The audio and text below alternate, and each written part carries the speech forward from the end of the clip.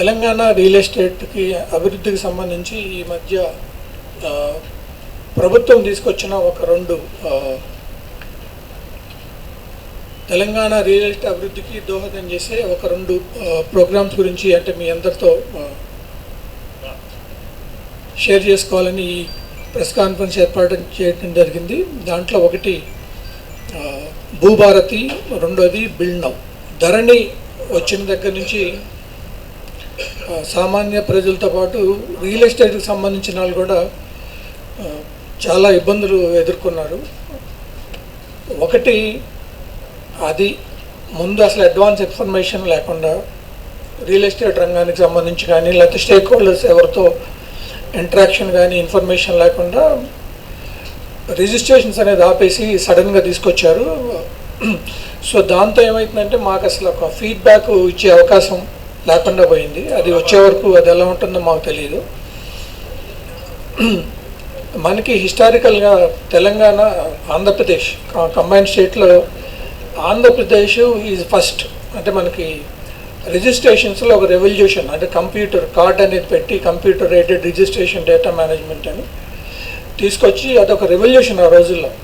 So over the years అది stabilise అయిపోయి streamline అయిపోయి దాంట్లో చాలా ఇష్యూస్ ఉన్నాయి, అడ్రస్ చేయండి అంటే దాన్ని మోడిఫై చేయలేము, బట్ మేము కొత్త యాక్ట్ ఒకటి తీసుకొస్తామని భూభారతి అనేది తీసుకొచ్చారు.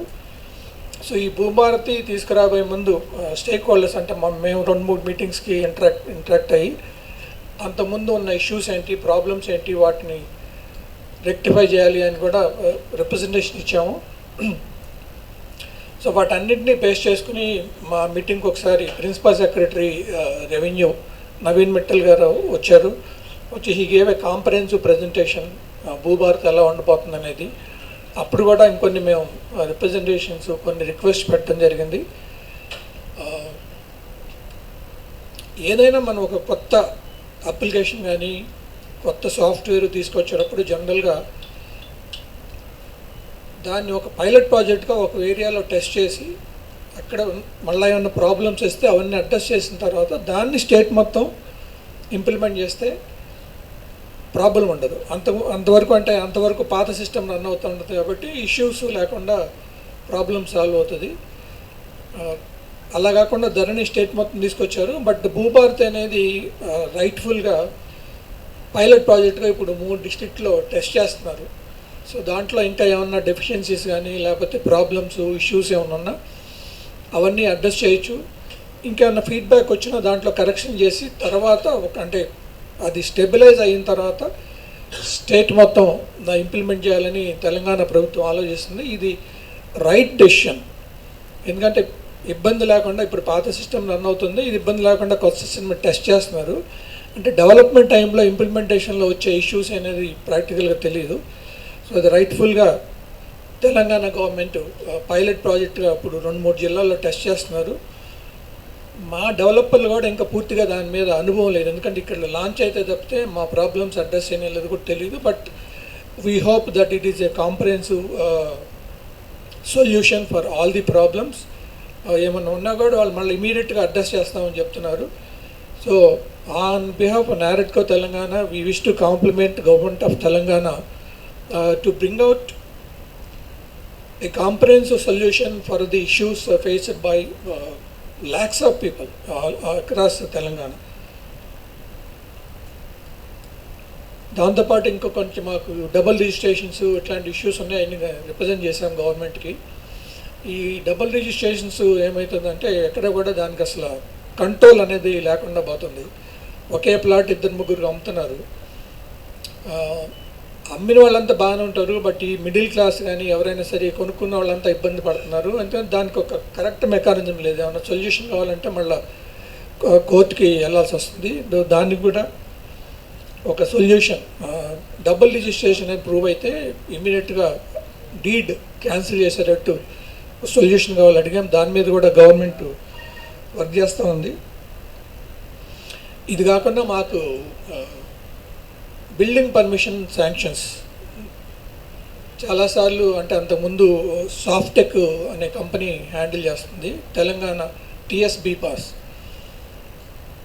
పర్మిషన్ ప్రాసెసింగ్ అంటే ఇప్పుడు పెద్ద అప్లికేషన్ అది పెట్టినప్పుడు పర్మిషన్ ప్రాసెసింగ్ చాలా డిలేస్ అవుతుంది. ఒక్కొక్కసారి 3 వీక్స్ టైం పట్టేది ఆ ప్రాసెస్ పర్మిషన్ అసెస్ చేయడానికి. ఒక ప్రాబ్లం వస్తే ఆ ప్రాబ్లమ్ని అడ్జస్ట్ చేసి కరెక్ట్ చేసి మళ్ళీ ప్రాసెసింగ్ పెడితే మళ్ళీ అది మొదటి నుంచి ప్రాసెస్ మొదలుపెట్టి మళ్ళీ 3 వీక్స్ ఇట్లా చాలా ఇబ్బందులు పడేవాళ్ళం. అది కాకుండా దాని తర్వాత మళ్ళీ ఇది ఇక్కడ అప్రూవ్ అయిపోయిన తర్వాత మళ్ళీ మనకి గవర్నమెంట్ మెషినరీ దగ్గర నుంచి ఎన్ఓసీలు అన్నీ సబ్మిట్ చేసి అవన్నీ వెరిఫై చేసి పర్మిషన్లు రావడానికి చాలా టైం పడుతుంది. టీఎస్ బీపాస్ యాక్ట్లో ఇది 21 డేస్లో పర్మిషన్ ఇవ్వాలని ఉన్నా కూడా ఈ ఇష్యూస్ కానీ ఈ ప్రాబ్లమ్స్ వల్ల ఎప్పుడు కూడా ఏ బిల్డరు ఒక రీజనబుల్ సైజ్ ప్రాజెక్ట్ ఎప్పుడు కూడా ఆ టైం పీరియడ్లో అసలు వచ్చిన దాఖలాలు లేవు. సో దాన్ని కూడా అడ్రస్ చేస్తా Telangana municipal administration department build now అని ఒక న్యూ సాఫ్ట్వేర్ని న్యూ అప్లికేషన్ని లాంచ్ చేశారు. అది దాంట్లో కూడా మాతో ఇంటరాక్ట్ అయ్యారు. కొంత మా డెవలపర్లు అందరికీ ప్రజెంటేషన్ ఇచ్చారు ఎలా ఉంది అనేది.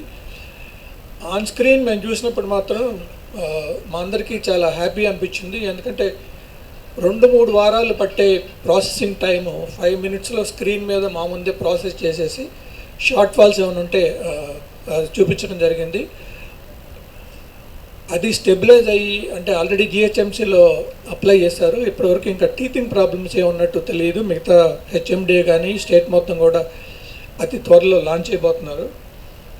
ఇప్పటివరకు టీచింగ్ ప్రాబ్లమ్స్ ఏమీ రాలేదు. అది స్టెబిలైజర్ అయితే మాత్రం ఇది తెలంగాణ కాకుండా ఇండియా మొత్తంలో ఒక రెవల్యూషన్ అనుకోవాలంటే ఎంత పెద్ద బిల్డింగ్ పర్మిషన్ అయినా కూడా 10 ఎకరాలైనా 20 ఎకరాలైనా కూడా processing time is so fast, అంటే మన కళ్ళ ముందే జరిగిపోతుంది.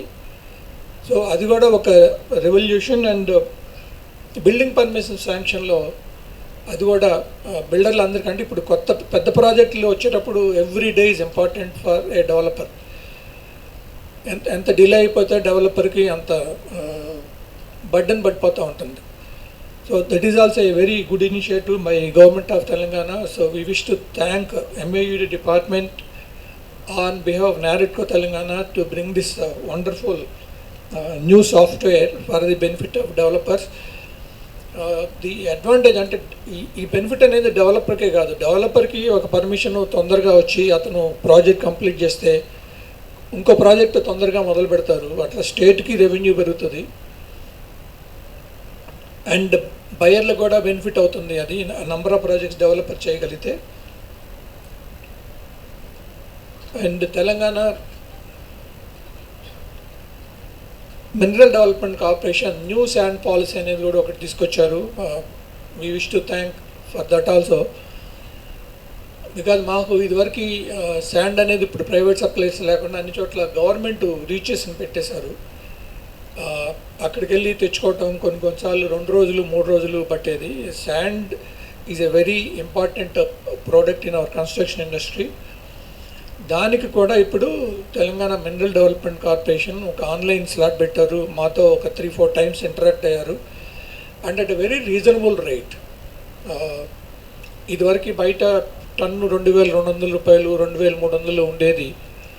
బల్క్లో కనుక తీసుకోగలిగితే రీచ్ దగ్గర నుంచి దాదాపు ఒక 200 కిలోమీటర్స్ దూరం వరకు రీచ్ ఉంటే 1400 నుంచి 1600 rupees depending on the distance.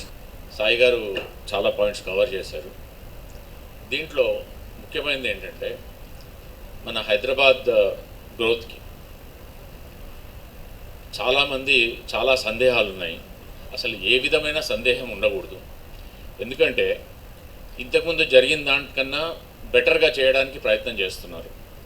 Build now కానివ్వండి ఆర్ భూభారతి కానివ్వండి. భూభారతి మనకి లాస్ట్ పాలసీ ఏదైతే వచ్చిందో భూభారతికి ముందు మన ధరణి ఏదైతే ఉందో దాంట్లో డెవలపర్లు ఎంత సఫర్ అయినారో దానికన్నా ఎక్కువ దాదాపుగా 3 లక్షల మంది 3 లక్షల రైతులు సఫర్ అయ్యారు. దాంట్లో కంప్లైంట్స్ అన్నీ ఉన్నాయి.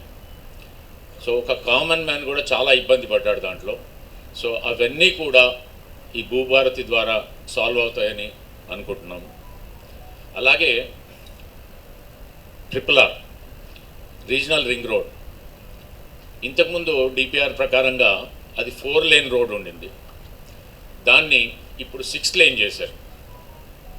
6 లేన్ 210 మీటర్స్ అంటే నార్థన్ కారిడార్ 164 కిలోమీటర్లు ఆల్రెడీ టెండర్స్ పిలిచారు. దాన్ని సెంట్రల్ గవర్నమెంట్ చేపడుతుంది, పీపీపీ మోడల్లో సెంట్రల్ గవర్నమెంట్ చేస్తుంది. అలాగే సదర్న్ కారిడార్ స్టేట్ గవర్నమెంట్ తీసుకుంది, అది దాదాపుగా 200 కిలోమీటర్లు. రెండు కలిపితే almost 38,000 crores including land acquisition కలిపి. ఇంత పెద్ద ప్రాజెక్ట్ ఇది. ఒక్కసారి మనకు హైదరాబాద్ రూపురేఖలు ఓఆర్ఆర్తో ఎలా మారాయో RRR వస్తే అంతకు డబుల్ అవుతుంది. ఎందుకంటే సిటీ కంజెషన్ చాలా వరకు తగ్గిపోతుంది, హైవేస్ అన్నీ కనెక్ట్ అయిపోతాయి. కాబట్టి బెంగళూరు హైవే నుంచి బాంబే హైవేకి వెళ్ళే వాళ్ళు RRRలో వెళ్ళిపోతారు తప్ప దీంట్లోకి రారు, మన ఓఆర్ఆర్కి రారు. సో దానివల్ల ట్రాఫిక్ కంజెషన్ కూడా చాలా తగ్గుతుంది. సో నేను చెప్పేది ఏంటంటే రియల్ ఎస్టేట్ హైదరాబాద్ ఇప్పుడు మనం రెండు చూసాం, 2001 to 2004 ఒకటి, 2005 to 2009 ఒకటి అంటే హైక్, 2015 to 2019 ఒకటి, 2021 to 2023 ఒకటి. ఇప్పుడు 2025 నుంచి ఇప్పుడు రాబోయేది, ఎందుకంటే ఈ స్టేట్ గవర్నమెంట్ తీసుకున్న ఇనిషియేటివ్లో రీజనల్ రింగ్ రోడ్తో పాటు under passes, flyovers, major flyovers ఏవైతే ఉన్నాయో కొన్ని ఆల్మోస్ట్ 10-15 ఇయర్స్ నుంచి పెండింగ్ ఉండే 2 మేజర్ ఫ్లైఓవర్స్, వాటికి కూడా సెంట్రల్ గవర్నమెంట్ అప్రూవల్ తీసుకొచ్చుకుంది. సో ఇంత ఫాస్ట్గా 10-12 సంవత్సరాల నుంచి వెయిట్ చేస్తున్న వాటిని కూడా వీళ్ళు ఇంత ఫాస్ట్గా చేయగలిగారు, నార్థన్ కారిడార్కి 2 కూడా. కాబట్టి అసలు హైదరాబాద్ గురించి, హైదరాబాద్ రియల్ ఎస్టేట్ గురించి ఏ విధమైన సందేహం ఉండక్కర్లేదు. And from NAREDCO we really thank government of Telangana, chief minister garu and అందరు మంత్రులు కూడా చాలా చాలా చాలా కష్టపడుతున్నారు. ఈ స్టేట్ని ఇంకొక వరల్డ్ క్లాస్ సిటీతోని కంపేర్ చేయాలి తప్ప ఈ స్టేట్లో ఇండియాలో ఉండే ఏ సిటీతో కంపేర్ చేయకూడదు అనే ఉద్దేశంతోనే వాళ్ళు చేస్తున్నారు. 4th సిటీ కానివ్వండి, హెచ్ సిటీ కానివ్వండి, ఏదైనా కానీ ఇండస్ట్రియల్ గ్రోత్, లాస్ట్ మనకు వచ్చిన ఇన్వెస్ట్మెంట్స్, ఇప్పుడు ప్రస్తుతం కూడా సీఎం గారు జపాన్లో ఉన్నారు, అక్కడి నుంచి కూడా we're getting close to 16,000 crores investment వస్తుంది. సో హైదరాబాద్ రియల్ ఎస్టేట్కి ఇప్పుడు కనుక మళ్ళీ కొనకపోతే మిస్ అవుతారు. దానికి మనము మన ప్రజల్ని జాగృతులు చేయాలంటే మీరే చేయగలరు.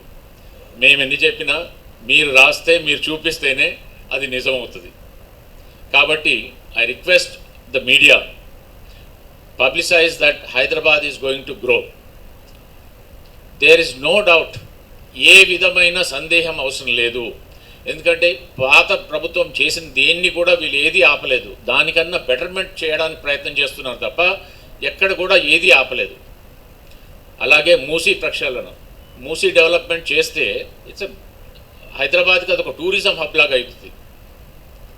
జస్ట్ ఇమాజిన్ 56 కిలోమీటర్ల వాటర్ బాడీ, మనం చిన్న వాటర్ బాడీ ఉంటేనే అక్కడికి వెళ్ళి ఎంతో ఆనందిస్తాం. అలాంటిది 56 కిలోమీటర్ స్ట్రెచ్లో ఒక వాటర్ బాడీ ఉంటే ఎంత అందంగా ఉంటుంది, దాని చుట్టుపక్కల ఎంత డెవలప్మెంట్ వస్తుంది, ఎంత టూరిజం వస్తుంది. సో అలాగే మెడికల్ టూరిజం కూడా చాలా పెరిగింది హైదరాబాద్లో. మనకు ఉండే కార్పొరేట్ హాస్పిటల్స్ ఏవైతే ఉన్నాయో ఇప్పుడు అవన్నీ కూడా వరల్డ్ క్లాస్ హాస్పిటల్స్ ఉన్నాయి. చాలామంది విదేశాల నుంచి వచ్చి ఇక్కడ ట్రీట్మెంట్ తీసుకొని వెళ్తున్నారు. సో హైదరాబాద్ రియల్ ఎస్టేట్ గురించి ఏ విధమైన సందేహం అవసరం లేదు. కొనుక్కునే వాళ్ళకి ఇది మంచి టైము. ఇప్పుడే కొనుక్కోకపోతే, ఇప్పుడు ఎందుకంటే ఇంట్రెస్ట్ రేట్లు కూడా తగ్గించింది central government, reserve bank of India కొంత. సో ఐ థింక్ మేము ఇంకొన్ని కూడా అడుగుతున్నాం గవర్నమెంట్ని, కొంత రిజిస్ట్రేషన్ కాస్ట్ తగ్గియాలని. ఇలాంటివన్నీ మేము మా కోసం కాదు, పబ్లిక్ కోసమే చేస్తాం. మా బిజినెస్ బాగుండాలంటే పబ్లిక్ బాగుండాలి, వాళ్ళు కొంటేనే మేము కట్టగలం. సో అందుకనే కొన్ని ఇన్సెంటివ్స్ పర్చేసర్ కూడా అవసరం అని చెప్పి మేము అడుగుతూనే ఉంటాము. మేము డెఫినెట్గా we hope this government is doing very well. We thank this government on behalf of NAREDCO Telangana. Thank you.